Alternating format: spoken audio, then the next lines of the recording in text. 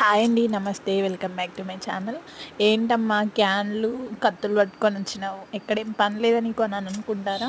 So, ఈ క్యాన్లతోనే ఒక చిన్న డీఐవై అయితే చేసుకుందాము. చెట్లు పెంచడం ఎవరికైతే ఇష్టం ఉండదు చెప్పండి. ప్రతి ఒక్కరికి చెట్లు పెంచాలి, దాని నుండి వచ్చే ప్రతిఫలాన్ని మనం ఎంజాయ్ చేయాలని చెప్పి ప్రతి ఒక్కరికి ఉంటుంది. సో, నేను చిన్నప్పటి నుండి కూడా నాకు తెలియని పిచ్చి పిచ్చి మొక్కల్ని కూడా పెట్టి పెంచి ఆనందపడేదాన్ని. సో, సర్టెన్ ఒక ఏజ్ వచ్చిన తర్వాత సో ఇది యూజ్‌ఫుల్ కాదు, ఇది యూజ్ అయిందని చెప్పేసి కొన్ని చెట్లను మాత్రం చాలా ఇష్టంగా పెంచుకునేదాన్ని. ఎక్కువ ఫ్లవర్స్ అయితే బాగా పెట్టుకునేదాన్ననమాట. పెంచేదాన్ని నేను ఆ చెట్లని. సో, ఇప్పుడు మా ఇంటి దగ్గర పెద్దగా పెట్టడానికైతే ప్లేస్ లేదు.